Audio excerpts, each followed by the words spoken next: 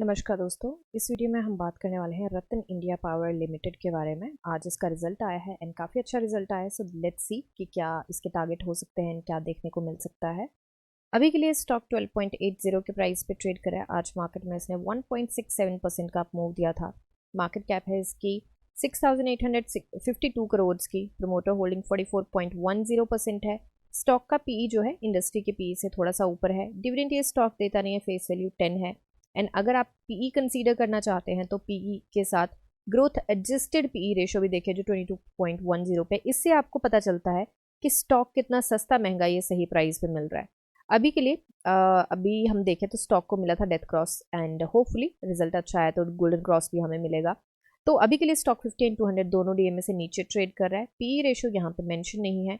तो चलते हैं हम इसके रिजल्ट पे। सबसे पहले देखेंगे सेल्स। तो सेल्स में हमें जंप देखने को मिला है।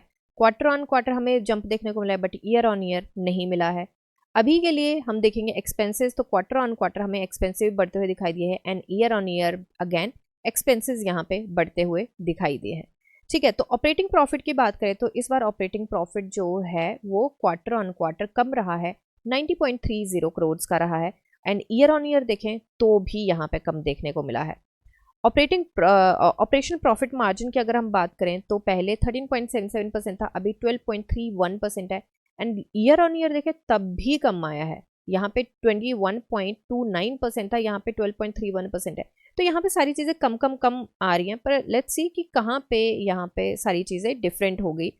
तो यहाँ पे अब आते हैं अदर इनकम। तो quarter on quarter other income year on year बढ़ के आई है एंड क्वार्टर ऑन क्वार्टर भी बढ़ के आई है अदर इनकम, बट इतना ज़्यादा अदर इनकम नहीं बढ़ी है कि उसी से रिजल्ट चेंज हो गया हो, जैसे कि यहाँ पे हुआ था। जो कि ये था कब का था, मार्च का रिजल्ट था। तो मार्च के रिजल्ट की तरह ऐसा नहीं हुआ है कि उसके अदर इनकम की वजह से रिजल्ट चेंज हुआ हो। इंटरेस्ट की बात करें तो यहाँ पे इंटरेस्ट हमें कम मिला है, यहाँ पे हमें बहुत ज़्यादा आ गया था।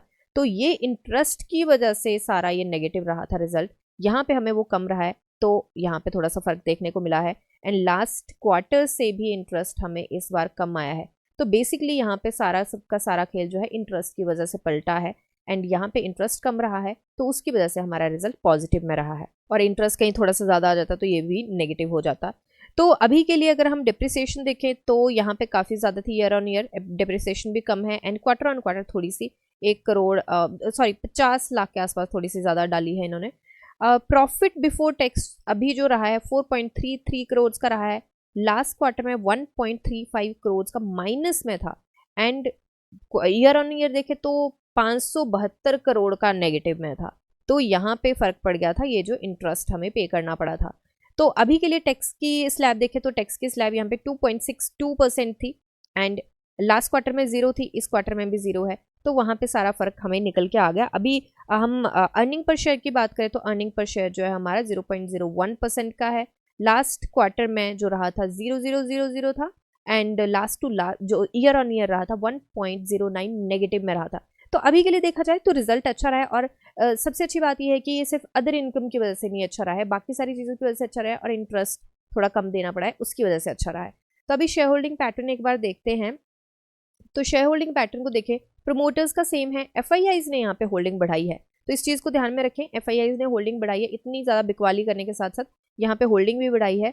डीआईआईज ने अपनी होल्डिंग बहुत छोटू सी कम करी, 0.04% कम करी है। काफ़ी ज़्यादा अमाउंट होता है वो, बट छोटू सी कम करी है।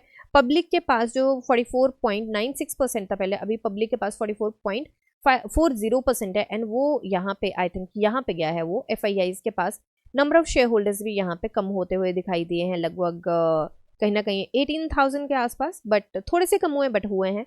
अभी के लिए आ गए हम इसके चार्ट पे। चार्ट पे सबसे पहले तो देखेंगे हमें स्पिनिंग टॉप बनता हुआ दिखाई दिया है।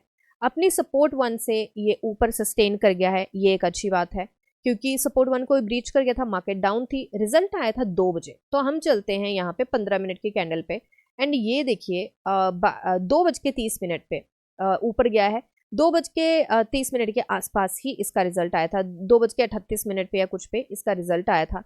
तो उसका असर हमें साफ देखने को मिला है। पूरे दिन ये डाउन था एंड एक बार से स्पाइक अप कर गया था, उसके बाद थोड़ी सी प्रॉफिट बुकिंग एंड एवरीथिंग आपको पता है वो सारा देखने को मिलता है।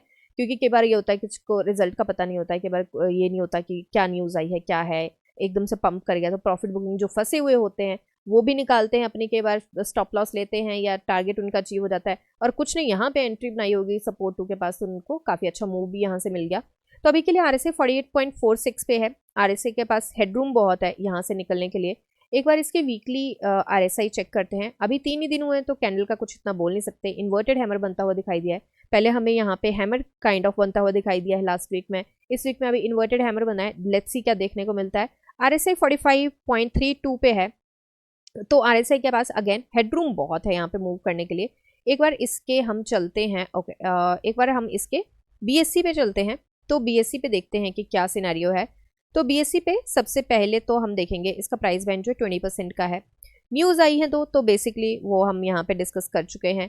एंड बाकी भी काफ़ी सारी चीज़ें हैं इसके अंदर जो ये 9 मंथ्स का है, तो इसके अंदर काफ़ी सारी चीज़ें हैं, वो आप डिटेल में पढ़ सकते हैं। वैसे कोई इतनी मेजर चीज़ नहीं है कि जिसके बारे में हमें डिस्कस करना पड़े। सारी चीज़ें बिल्कुल क्लियर कट है। अगर कुछ नहीं किसी को समझ आए तो मुझे कृपया कमेंट सेक्शन में बता दें, मैं इसको नेक्स्ट वीडियो बना के एलेबोरेट कर दूंगी सारा।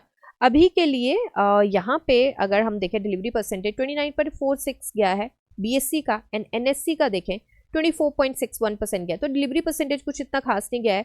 एंड वॉल्यूम भी देखें तो वॉल्यूम भी उसी के बाद ही स्पाइक अप किया था। एक बार चलते हैं हम 15 मिनट्स की कैंडल पे, तो यहाँ पे देख सकते हैं वॉल्यूम एकदम से स्पाइक अप किया था और उसी के पास किया था। तो ये रिजल्ट का ही मूव देखने को मिला है। एंड मुझे लगता है कल भी थोड़ा सा मूव देखने को मिल सकता है। अभी के लिए रेजिस्टेंस की बात करें तो ये पहले तो अपने रेजिस्टेंस पे ही इसने क्लोजिंग दी है। स्पिनिंग टॉप बना है, रिवर्सल की उम्मीद कर सकते हैं। कैंडल उस तरीके की बनी है। यहाँ पे जो रेजिस्टेंस 13 रुपीज़ पे इसको रेजिस्टेंस आएगी स्ट्रॉन्ग। एंड उसके बाद जो है ये जो येलो नंबर्स हैं इनको आप नोट कर लीजिए, ये वाली इसकी मेजर रेजिस्टेंस रहेंगी। ये जो मरून नंबर्स हैं ये इसका पिवट है, ये इसका सपोर्ट 1 है। तो सपोर्ट 1 के भी काफ़ी पास है। अब मैं आपको एक और चीज़ बोलूँगी कि यहाँ पे हालांकि रिजल्ट काफ़ी अच्छा है, बट अपना स्टॉप लॉस ज़रूर लेके चलें, क्योंकि मैंने देखा कि रिजल्ट बड़े अच्छे आए हैं फिर भी स्टॉक के बार ऊपर नहीं गए क्योंकि मार्केट ने साथ नहीं दिया है। निफ्टी अपनी अभी रेजिस्टेंस एंड सपोर्ट दोनों के बीच में है, एंड स्ट्रॉन्ग वाली। अगर निफ्टी कोई ग्लोबल न्यूज़ की वजह से किसी न्यूज़ की वजह से डाउन जाती है तो इसका नेक्स्ट जो सपोर्ट बनता है 22,784 के आसपास बनता है। उसके बाद अगर उसको भी ब्रीच कर देती है, वैसे तो वो स्ट्रांग है, बट अगर उसको भी ब्रीच कर देते हैं तो 22,500 के आसपास बनता है।